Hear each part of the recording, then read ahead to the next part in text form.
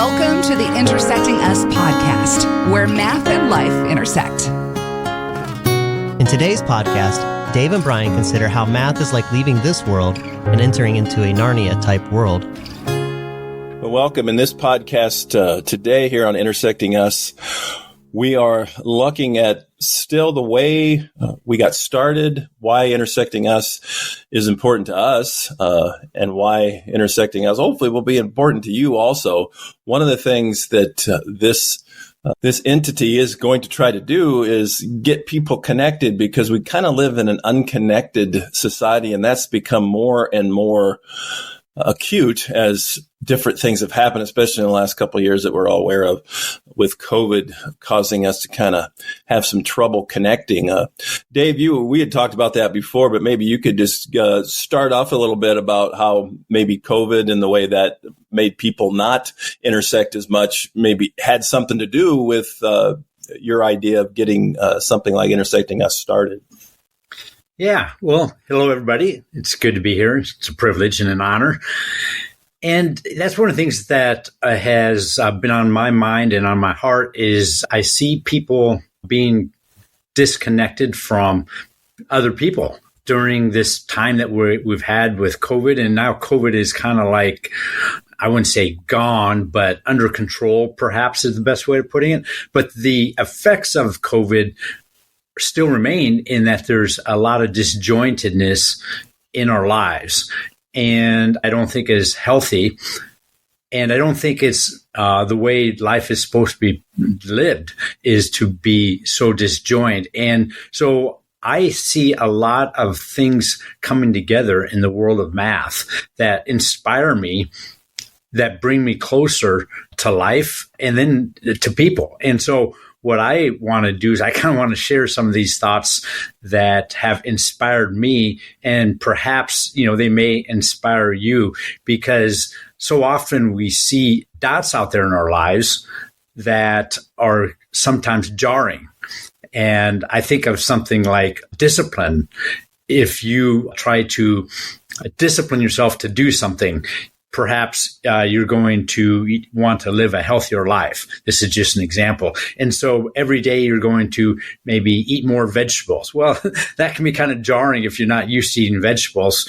And what makes that possible, though, is when you see the connection between that discipline of eating vegetables and the outcome, which is a healthier life.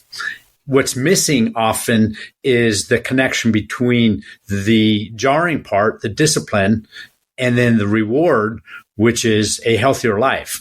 What I want to do is I kind of want to just like connect some dots, because I think that as we see dots become connected, we get what I think of as like flow.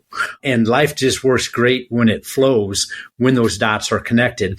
And math, if nothing else, is a way to connect dots. And in doing so, I find for myself, it just brings flow to my life, and maybe it might bring flow to other people. That's the hope. Dave shares how doing math brings joy and flow to life. Yeah, and I think that when you talk about the dots in the line, you look at the idea of a line, keep getting the dots together, and eventually you get the flow of a line in a certain direction. And like you were talking about, the discipline of, eating better vegetables and trying to find that. But within that, I think math people, or people who, whether it's math or science or whatever your discipline is, it's hard. I mean, it's not maybe the most enjoyable thing that you're doing when you're at a dot. When you cross over, which we will try to do all the time in Intersecting Us, that's what part of it is, into life. When we think about people that we interact with, there's some people we interact in our lives that are very joyful, and we just want that more and more. There's other people we intersect in our life that we do it just because we kind of have to, whether it's a coworker or even sometimes a family member, where we do that. But the idea came to me, the discipline of math, where you have to learn concepts, and then once you know the concepts, the beauty can come out because you understand the foundation. It's often the same thing with relationships. You sometimes have to work at relationships, and it's not always super joyful. And I know people in COVID, I've met people who say, well, I just kind of like not talking to other people, it's more comfortable for me. And, that might be true, but if you want really, what we're looking at is if you really want to experience life at its fullest, you're going to have to get past just the dots and the math, or in this case, just the work at the relationship, and get to some joy that comes from it. You're never going to get that joy, I guess, is my point. Right. And I like that, is that joy is kind of like what can connect the dots. And now, if you think about it, like often if there's a disagreement with someone and there's maybe moving into conflict, a common phrase that's used is, well, what is your point? And I kind of thought about this kind of like in a math way. And I almost think that we're not really saying that correct math, because I think what we do is we hear the point, but what we miss is like, how does that connect to the previous points? And so I think what we're really missing is not what is your point. What we should, I think, mathematically say is, well, what is the flow from this point to the next point? Because you're over there talking about something that doesn't seem connected to what the previous point was.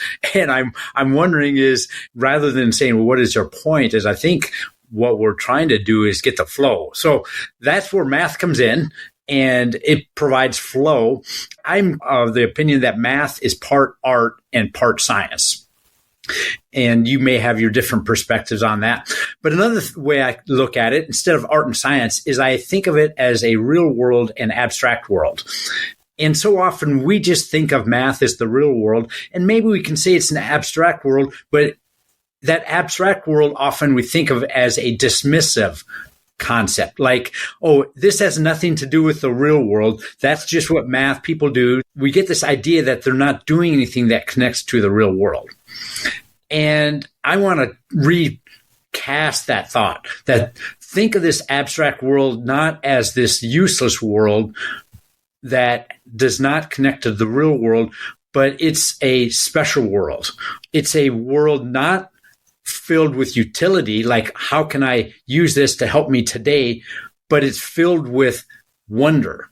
And an experience that comes to mind is, Brian, you and I and some buddies, we've walked down the Grand Canyon together. And there was utility in that. We got a lot of steps in. But if we just wanted steps, we could have done that from Iowa. We went to the Grand Canyon because of the wonder. And that doesn't have utility.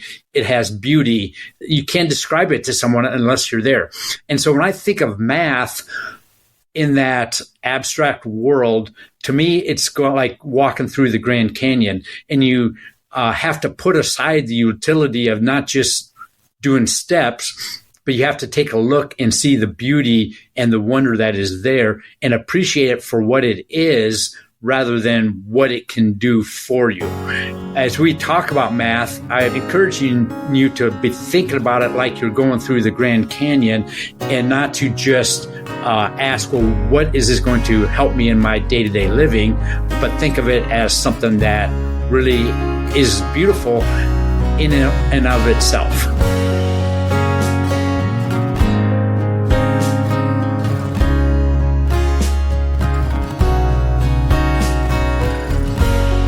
Let's talk about the Grand Canyon, the Chronicles of Narnia, and Einstein.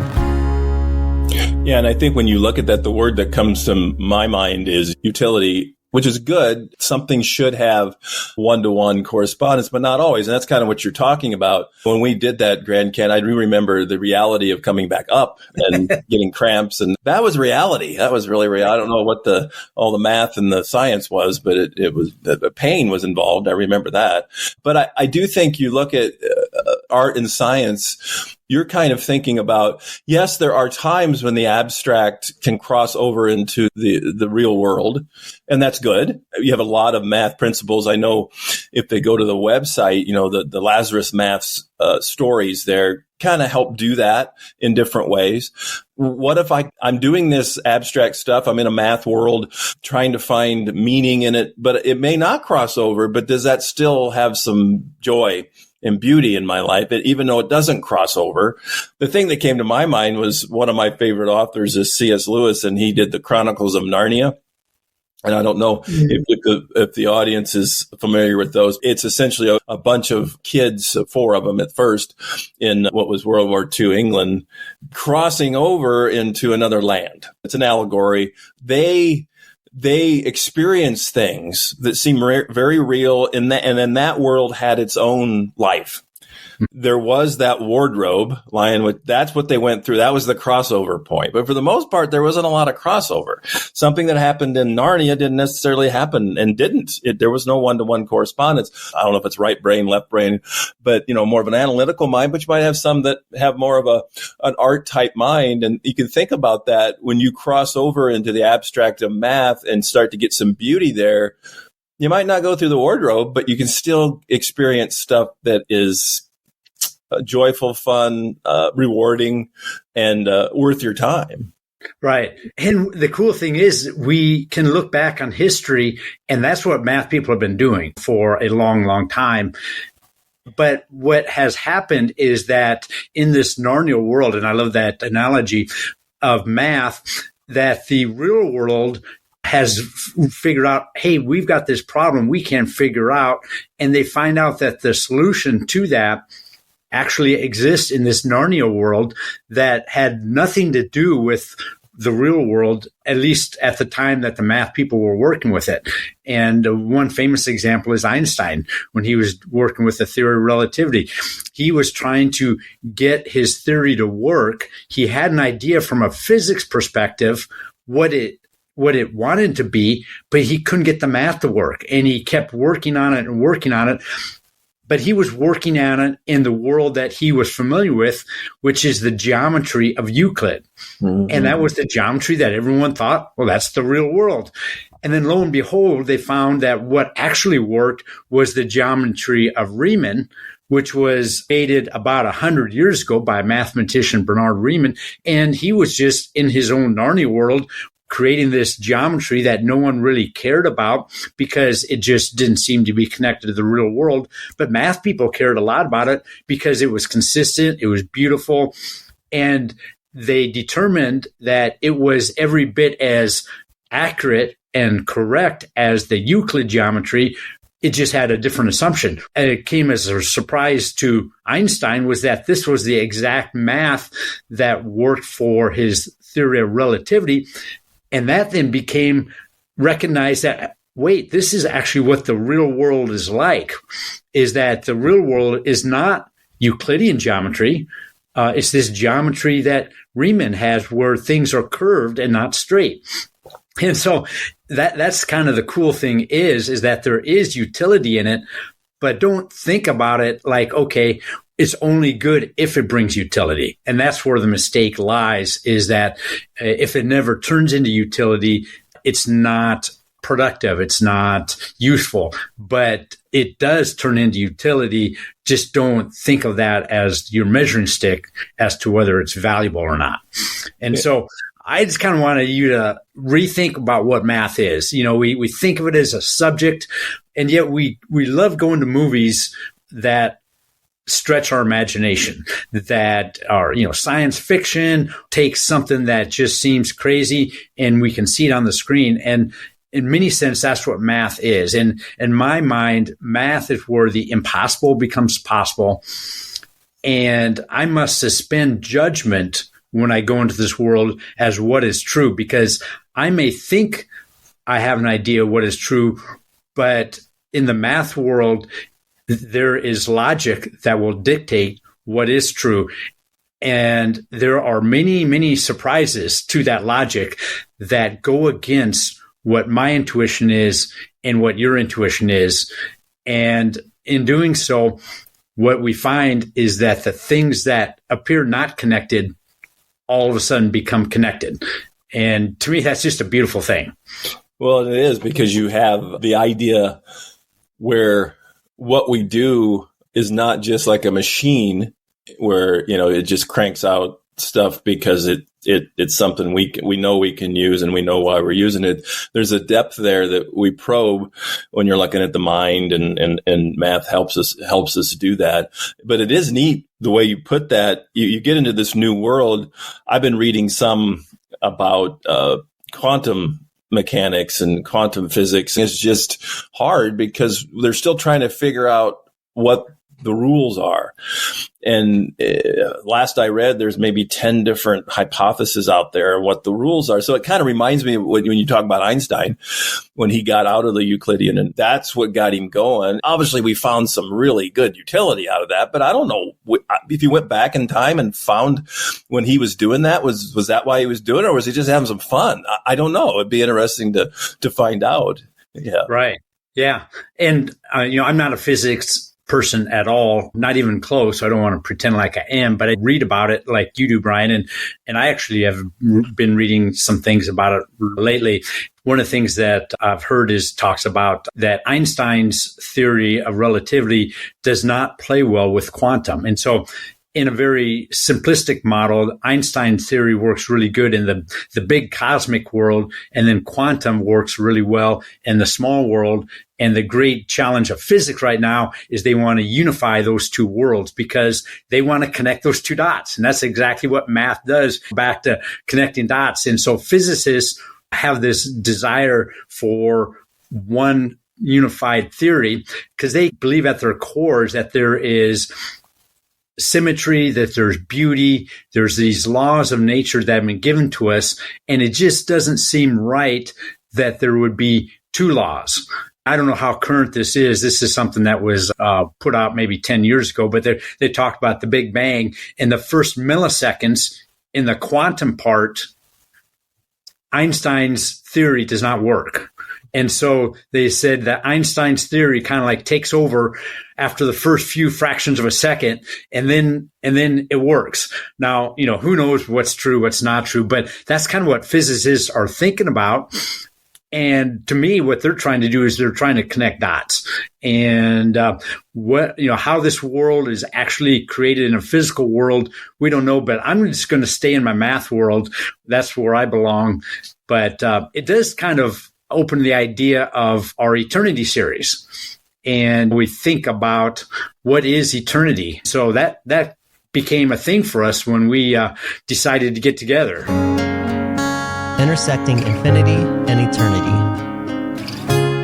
Yeah, I do think when we look at the way those intersect, we've got infinity and eternity work both in life in some extent and math kind of helps us understand it, I think. But as you were talking about, that is one thing that I thought too, that's not my discipline either, quantum physics, but I do enjoy reading it. And I think Intersecting Us kind of starts with that math base, but I don't think that's the only thing that we'll probe. Yesterday, I went to a dance recital for a bunch of my granddaughter and a bunch of kids. I don't know how to dance very well. I don't know how to choreograph that. That's not my world. I wouldn't even begin to be able to start to figure out how you would get some kid to even sit still, let alone figure out how to dance. But yet I enjoyed it. It was something to enjoy. And I think when we look at what we're doing, if you're a listener and you're like, well, I don't know how much I know about math, that's not really what this is about. We're not going to give you a bunch of problems you have to figure out in integral calculus or something. It's the idea of using math as a base to help us understand other parts of life. That's what Intersecting Us does. So your discipline, Dave, is more math. Mine is more kind of philosophical, but that's the intersection here. But the idea that what comes to mind when you think of that, the wardrobe, I guess we'll call it, or the place where they intersect, for me, when you were talking about the point, I don't know how much people have read, philosophy and stuff, but most people know who Plato was. He was the middle of the three great, you had Socrates, Plato, and then Aristotle. But Plato had what we call, and I love the way it's the analogy of the cave. When you were talking about math, for some reason, I was thinking about like in-dimensional space, where we go from 3 to 4 to 5. In math, you can do 10 dimensions with variables, no problem. Now, conceptualize that in the real world is a little hard. But when Plato did that with his analogy of the cave, his idea, the Platonic idea of our existence is that we are here, but we're in kind of a shadow area. And we can only, in the caves, there's the true chair, the true animal, the true human, really. And all we're seeing is just shadows on a cave. And that's our intersection point. Mm-hmm. Is we see pieces of it, but we don't really get it all. But he seemed to think that once this life was over, we would get the realness of things. But there's such a good math idea there. I would look at it as where in Plato's idea, where we are now is we're outside of, and the numbers are just floating around. We can't make sense of it. And then we take math and it makes it concrete. And then we're able to see better. And then when we do that, we're in a space where 1 + 3 always equals 4. In art and life, and sometimes in science, you just talked about it, things don't always work that way. Right. So it's nice to get to that point when you look at that connection. This is kind of a psychological question, but not that I'm putting you on the couch here or anything, but when you think about that as a math guy, how does that make you feel when you know there's a thing out there I can go to that I'm good at? That's your discipline. Is it just benign robot stuff, or is there some emotion going on when you get in there?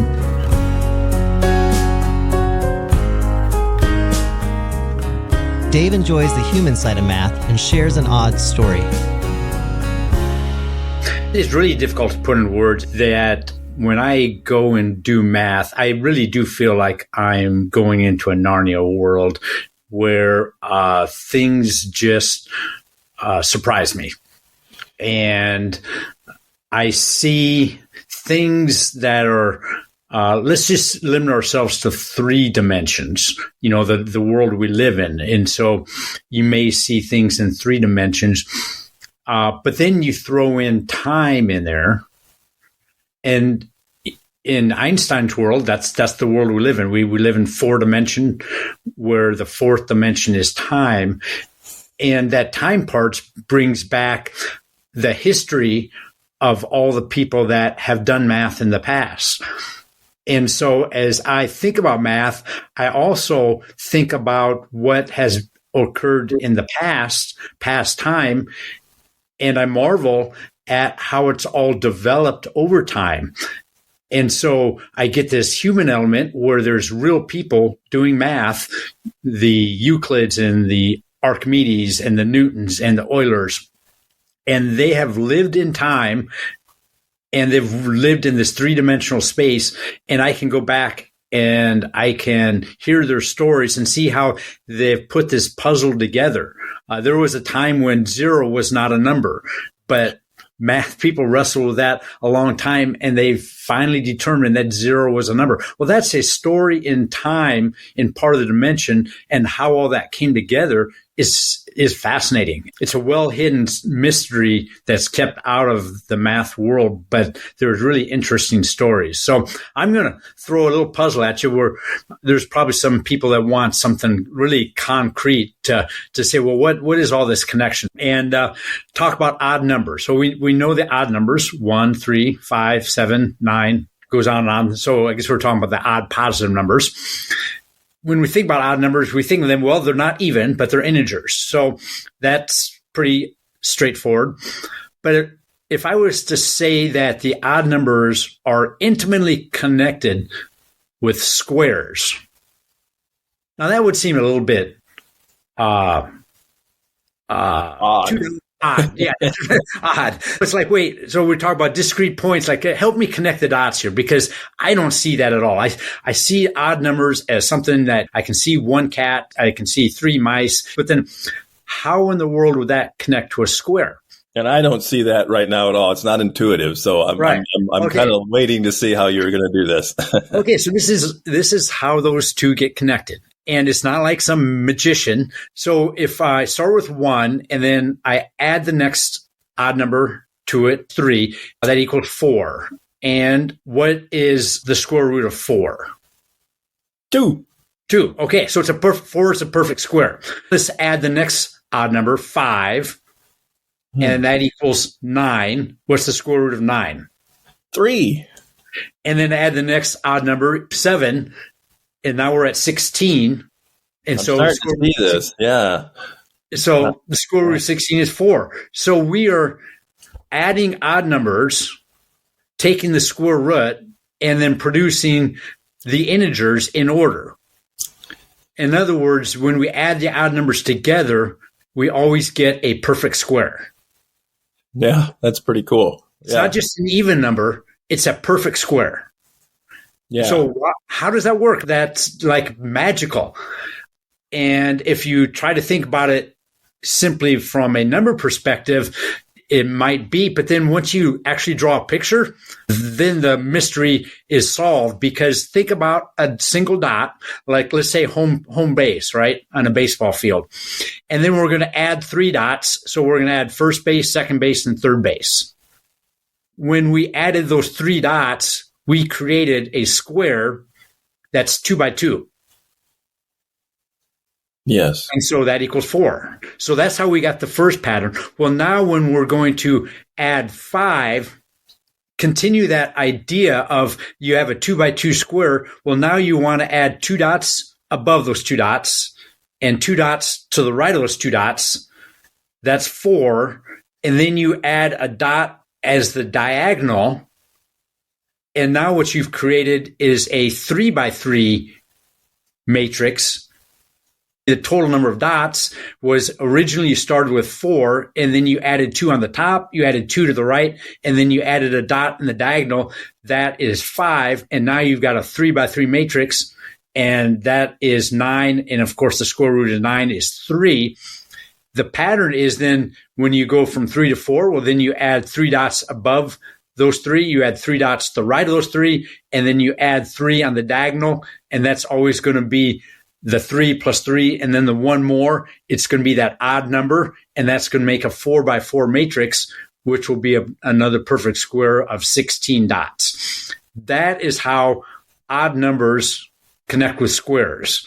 And it seems like a fanciful idea at first, but then when you draw that picture, all of a sudden it becomes perfectly like, oh, I can see why that pattern exists. It's not a mystery. When you play dominoes, you saw those dots together. It's intuitive.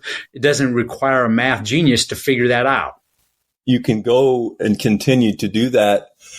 Again, the word that keeps coming up, and it has throughout our whole process of intersecting us, is infinity. You can keep doing that forever and ever, and it works because it's consistent and it's math, but there's an infinite amount of squares that you can go into. And we do want to talk about infinity, and you brought that up earlier, infinity and eternity, because that is kind of a springboard for us in video series.